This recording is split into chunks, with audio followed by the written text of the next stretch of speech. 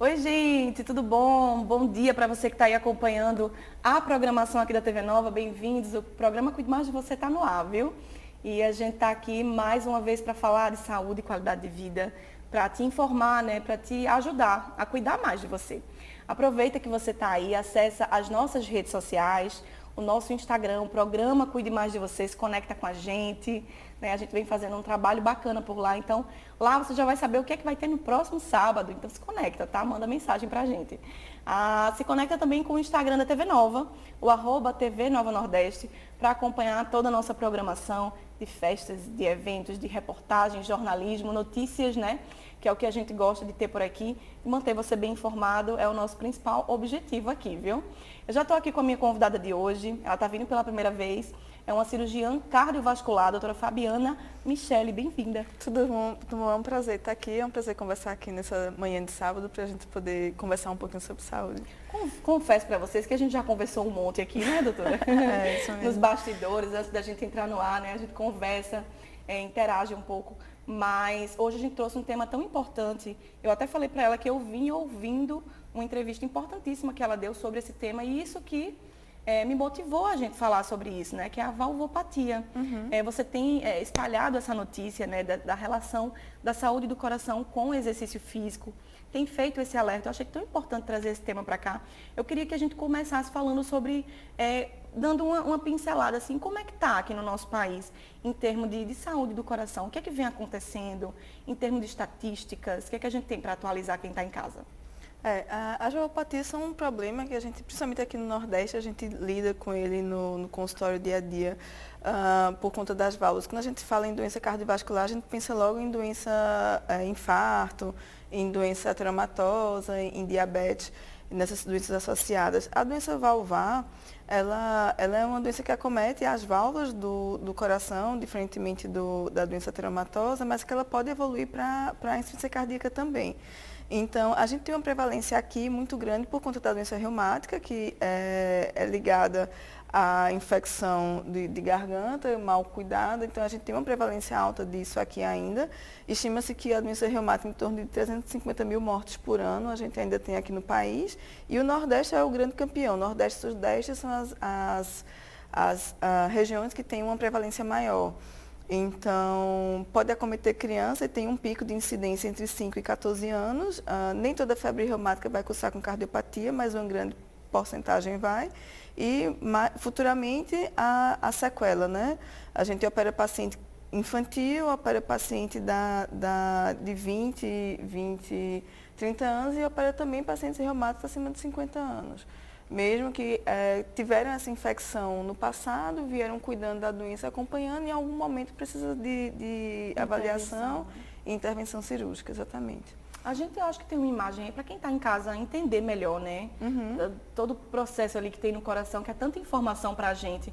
Para vocês é algo tão comum de se explicar. A gente botou ali, valvulopatia, né? Isso. Que é a mesma coisa, né? Valvulopatia, quando eu falo valvulopatia, eu estou falando a mesma coisa. Das válvulas, exatamente. A gente tem que as válvulas são igual, quando a gente pensa em hidrodinâmica, em válvulas normais, assim, ela vai abrir para permitir a passagem do sangue e ela vai fechar para fazer com que a cavidade se encha novamente e fique apta a ejetar. Que o nosso coração é uma bomba, né? É uma bomba hidráulica muscular, o músculo é quem tem a força para fazer, e a válvula, ela abre e fecha, abre para permitir o fluxo, e ela fecha para permitir que a cavidade se encha, para quando o coração contrair, consiga ejetar. O que acontece é que algumas vezes essa válvula pode ou não abrir direito ou não fechar direito. Nesse caso, ela vai sobrecarregar o músculo e pode trazer eventos. A gente tem uma coisa interessante, é que o organismo ele vai se adaptando. Então, muitas vezes, o paciente ele só descobre que ele tem doença na válvula quando o coração já está muito sofrido. Porque é músculo, então se existe uma dificuldade de abertura, o músculo faz mais força e compensa para fazer com que o sangue vá para o corpo e a gente não sinta falta, aumenta o débito às custas de aumento de pressão e aumento de sobrecarga. Ou se ela não fecha direito, aí o músculo vai dilatando para comportar aquele sangue que reflui, que retorna, e a gente vai compensando, o organismo vai compensando e a gente não percebe.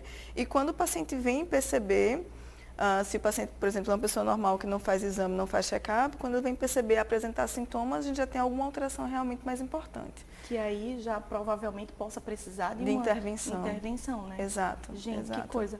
O que esse paciente pode notar de sintomas, assim? O que ele sente quando ele vem perceber? Geralmente, a gente vai ter sintomas associados ao esforço.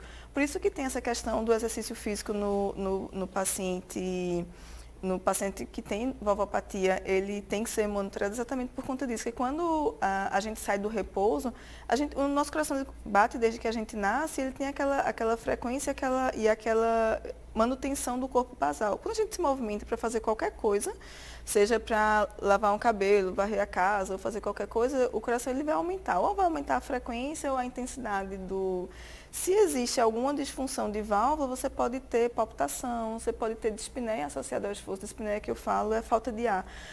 O paciente ele fica ofegante para fazer... Mais do que o normal, Mais do que o normal. Então, assim, muitas vezes ele começa a se limitar.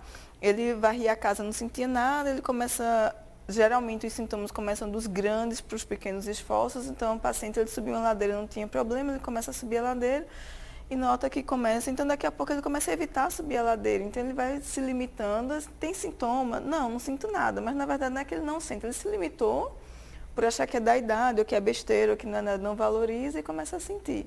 Então, geralmente, um dos primeiros sintomas que o paciente tem é essa falta de ar, essa busca por oxigênio, geralmente relacionada ao esforço. Num caso mais grave, isso acontece até no repouso, mas isso aí geralmente o paciente já se mobilizou para ir atrás e procurar saber. Outro sintoma que é importante também é a palpitação, que é aquela sensação do coração acelerado. O paciente faz um pequeno esforço e sente o coração como se, que na verdade o coração está buscando aumentar a frequência para poder suprir, compensar o débito, né? Ele não está conseguindo manter um volume adequado, então ele vai aumentar a frequência. E aí, se for surgir, aqui a gente tem a válvula aórtica, né? Você vê que ela abre bem. Sim.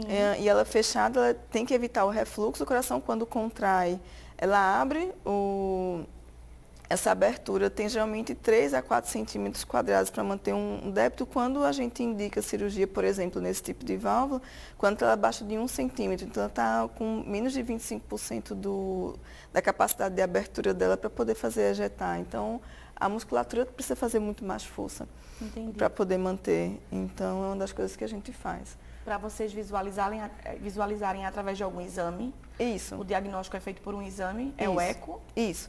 A gente tem, quando o paciente tem algum sintoma, no exame físico a gente já percebe o sopro, né? Dependendo da válvula, dependendo da lesão da válvula, ou se insuficiência ou se estenose, que a gente chama que é com ela estreitinha, a gente vai perceber o sopro no exame físico e às vezes tem relação com a importância. Às vezes um sopro maior significa, não necessariamente é assim, mas geralmente quando você tem um sopro grande, você já tem uma valvopatia importante. Isso no exame físico, mas tem outras alterações, mas geralmente o sopro é o sintoma, a percepção, o sinal clínico mais importante do exame físico. Uhum. Aí pode ter, dependendo da edema de membro inferior, que é o inchaço das pernas, pode ter líquido no pulmão, que a gente consegue perceber, mas isso nos casos mais graves. Então, constatado isso, a gente pede o eco. Um ecocardiograma bem feito, ele traz muitas informações da gravidade da válvula, do sofrimento do coração, da musculatura, porque você pode ter uma válvula muito ruim num coração bom.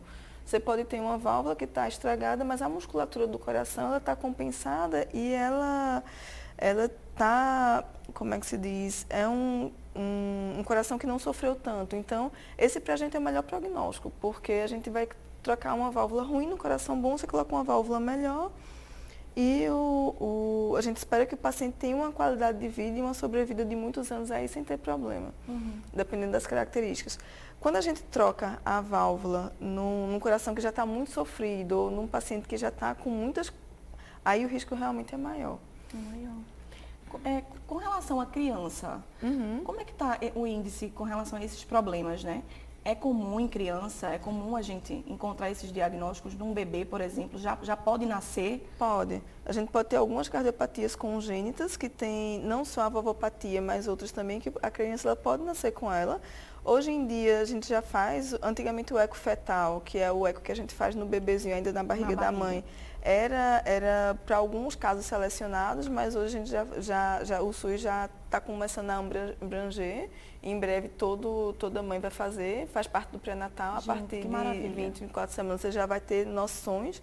Porque mesmo a criança, o bebezinho, o coração é o primeiro órgão, né? Como ele faz parte da logística de sangue, de nutriente, para o bebê poder crescer, então, um dos primeiros órgãos que se desenvolve, tanto que com 8, 9 semanas você já consegue escutar na ultrassonografia o batimento. Isso. Então, que é importante, assim. E lá, mais para frente, depois que o coração está quase todo formado, o bebê já está quase todo formado, já pertinho a gente consegue ver algumas alterações congênitas e alguma insuficiência mitral, ou estenose aórtica ou subaórtica já pode ser percebido também. É possível, durante a gestação, não ser detectado esse problema? Qual o alerta que a gente pode deixar para essas mães que fizeram o pré-natal direitinho, mas depois que o bebê nasce, vale a pena refazer um eco mais não, né? Que já não se chama eco. Tem o eco fetal e o ecocardiograma, né? Isso. E aí é importante refazer. As válvulas tem algumas alterações que a gente precisa que a criança nasça para poder. Para observar, né? Para observar, por exemplo, uma comunicação intraatrial, ela vai fechar depois que a criança nasce. Então, essa você só vai saber se ficou algum defeito residual depois de algum tempo. Então, eu precisaria repetir para isso. Em geral, o exame físico e a clínica da criança são suficientes para você saber se vai precisar ou não. Em relação às válvulas, você já consegue perceber alguma alteração já no eco intrafetal. Então, particularmente em relação às válvulas, na grande maioria das vezes, se o eco foi bem feito, com um profissional bem treinado, porque o eco tem essa particularidade, ele é profissional dependente. Então, os profissionais, mesmo que você tenha uma máquina boa, precisa que o profissional seja muito bem treinado para fazer. Então, se você tiver, em relação à válvula, não, mas em relação à cardiopatia em si, algumas coisas você vai detectar realmente depois do nascimento. De modo geral, o que a gente pode indicar em termos de exame, né, de acompanhamento assim, do coração? O que é indicado?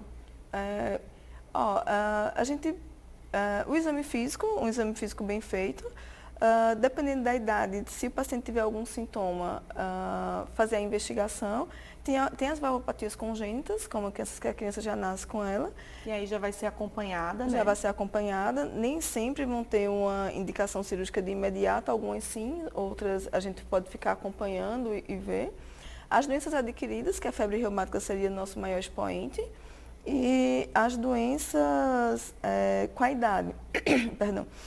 Existem as válvulas que vão se degenerando com a idade, que são as valvopatias degenerativas, como a insuficiência mitral, que vai lá para a 6ª, 7ª década de vida, como a estenose aórtica, por exemplo, que ela vai se apresentar, a degenerativa, sim, ela vai se apresentar também depois da 5ª, 6ª década de vida. Então, assim, o paciente, a partir dos 40 anos, o ideal é que faça um check-up, um acompanhamento clínico cardiológico. Então, você já poderia fazer acompanhamento em relação a esse tipo de valvopatia, mas na infância, acho que sob demanda, fazer acompanhamento com pediatras, quando o pediatra, sim, achar interessante, pedir a avaliação do cardiopediatra. Muito bacana. A gente vai fazer o seguinte, a gente vai para o intervalo bem rapidinho, tomar uma água, né, doutora? Isso. Já a gente volta para conversar mais, não sai daí.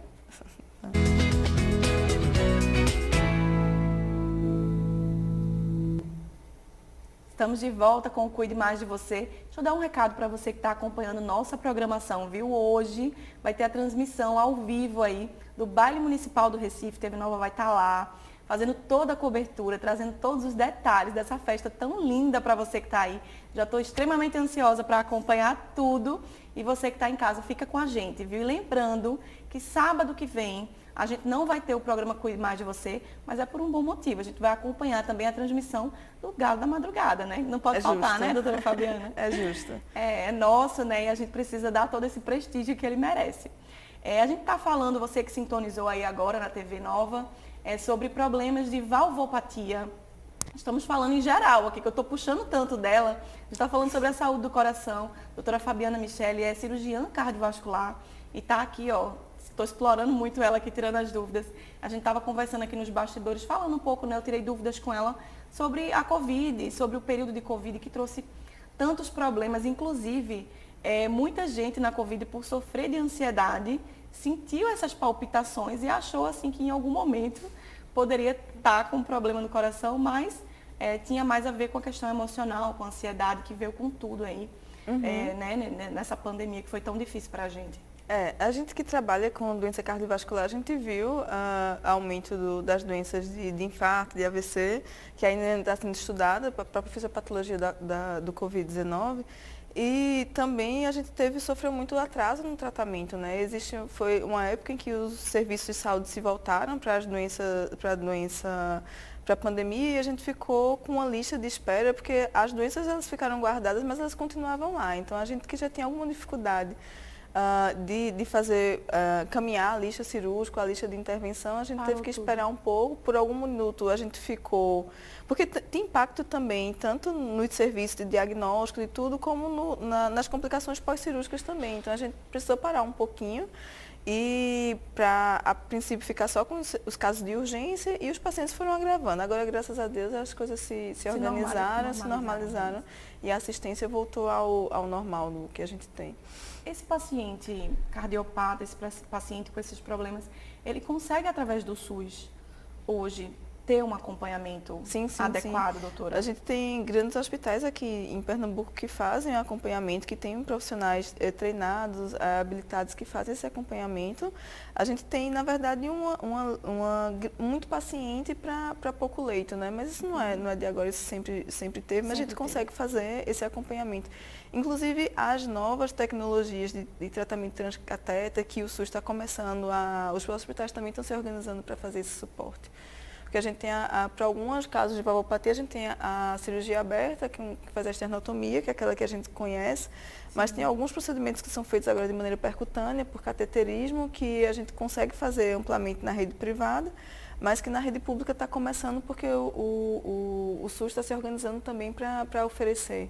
Então, isso já vai dar uma melhorada, aumentar o leque de possibilidade terapêutica para esses pacientes. É tão bom acompanhar esses avanços, né? Sim. Quando a gente compara, assim, com 10 anos atrás, a gente vê uma realidade totalmente diferente, né? Até na questão tecnológica mesmo, para facilitar essas intervenções quando são necessárias, né? Isso, eu vi melhora no aumento do diagnóstico. Hoje o ecocardiograma, ele é amplamente difundido.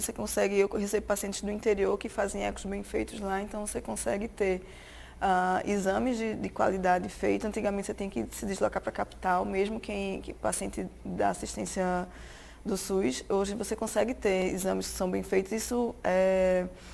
Isso melhora o acompanhamento desses pacientes, deixam eles na cidade deles, diminui o deslocamento deles para poder fazer o diagnóstico, para poder fazer o acompanhamento, isso é importante. Quando o pai e a mãe, né, uma dúvida que eu tenho com relação à genética, eles têm uma família que já vem com muitos casos assim de cardiopatias.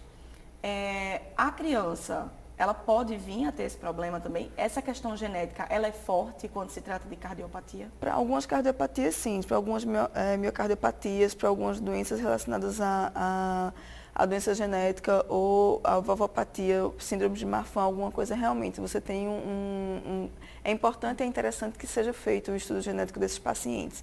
Em relação às valvopatias adquiridas e às cardiopatias que são relacionadas a hábitos de saúde e a hábitos de alimentação, tudo, não tanto, mas podem sofrer impacto também. Quando esse paciente, doutor, ele vai precisar chegar ao ponto dessa intervenção, né? Por exemplo, da válvula, né? Que é colocada, não é isso? Isso. Quais os cuidados que ele tem depois? Ele corre o risco de precisar refazer novamente essa cirurgia, por exemplo? Veja, no nosso portfólio assim, de possibilidades que a gente tem de tratar a válvula, a gente pode fazer, a depender da válvula, falando de maneira genérica, pode fazer uma plastia nas doenças degenerativas, por exemplo. Se você faz uma plastia, geralmente numa mitral, você trata o paciente se a plastia ficar bem feita. Então, é possível que você não precise mais intervir ou demore muito a intervir. Nenhuma prótese ela é perfeita, o nosso tecido seria o que a gente tem de mais nobre.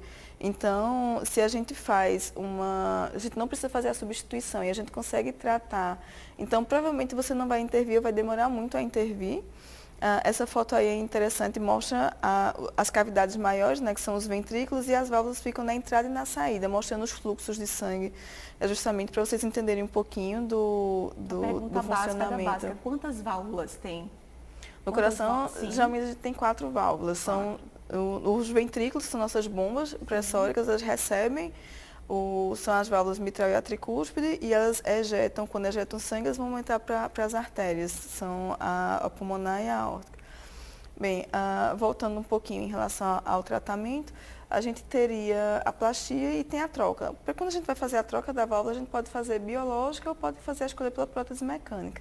Esse aí é um ponto que a gente precisa conversar, o cirurgião, o cardiologista clínico que acompanha o paciente e o paciente em relação ao estilo de vida, a expectativa de vida também, para a gente poder escolher qual a melhor e mais adaptada. A válvula biológica, que ela é uma válvula que a gente pode fazer, que ela é de tecido bovino, porcina, ou de boi ou de porco, ela tem um tempo médio de duração, em torno de 10, 15 anos mais ou menos, uma válvula boa. Então, após esse tempo, ela vai apresentar sinais de degeneração e a gente vai precisar trocar. Esse é um inconveniente. A válvula mecânica, ela é uma válvula que, se bem cuidada, ela pode durar a vida toda, mas se você tem algum acidente, porque elas são discos de metais que ficam abrindo e fechando, você vai ter que tomar um anticoagulante e vai ter que controlar a utilização desse coagulante com exame de sangue periódico, a cada semana, a cada 15 dias, quando estabiliza. E se o anticoagulante ele tiver numa concentração muito grande, você pode ficar com sangue pode sangrar. E se ele ficar pouco anticoagulado, o paciente ele pode trombosar essa válvula e ter um evento agudo. Então, assim, são pacientes selecionados que têm indicação de colocar uma prótese mecânica, por exemplo, que aí não pode engravidar por alterações no feto, ou engravidar com cuidado, porque vai ter que tomar anticoagulante a gestação toda. Então, assim, são alguns cuidados que a gente precisa ter. Então, hoje, para a nossa população, pacientes selecionados, a gente consegue colocar.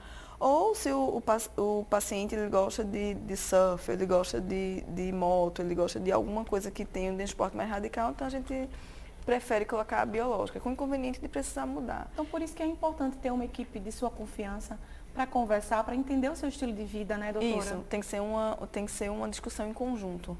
A gente está com 2 minutos para terminar o programa, mas eu queria muito que você finalizasse dando uma dica geral mesmo para quem está em casa. Como é que a gente pode fazer para cuidar da saúde do nosso coração, que é fundamental para a nossa vida, né? Quais são os hábitos interessantes? A gente falou de exercício físico. Tem só que ter cuidado, se você já tiver um diagnóstico, fazer realmente com uma equipe médica ali, um profissional de educação física te ajudando, fazendo uma atividade direcionada, né, doutora? Mas, de modo geral, o exercício físico é super importante, né? Isso. O ideal é que o exercício é bom para todo mundo, né? A gente foi feito para se movimentar. Os pacientes que têm diagnóstico, que têm uma cardiopatia que seja leve ou que tenha pouco impacto, esses podem fazer exercício físico. Uma valvopatia leve pode ser, inclusive, fazer igual uma pessoa normal. A partir do momento que fica uma valvopatia moderada ou grave, precisa ter cuidado e precisa ser individualizado, porque o coração, além da válvula, tem todo o restante que a gente tem que ver o paciente como um todo, não é só só a válvula em si. Então, isso tem que ser bem feito, bem acompanhado, para que a gente não tenha os efeitos colaterais do exercício, que ele tem que vir para agregar e para melhorar a qualidade de vida do paciente. Então, vamos lá, hábitos saudáveis, carnaval está aí, vamos se cuidar, né? Vamos tomar bastante água nesse calor. Queria muito agradecer a tua participação, doutora Fabiana, muito obrigada. Eu que agradeço o convite e espero que tenha ajudado vocês a tirar algumas dúvidas. Ajudou demais. Eu vou ficar com ela aqui conversando, você vai acompanhar a programação da TV Nova, a gente agradece muito, viu, tua companhia, obrigada por estar aqui conosco mais uma vez. E a gente vai se falando. Se liga aí nas nossas redes sociais, se conecta com a gente. Um grande beijo, TV Nova em todo lugar.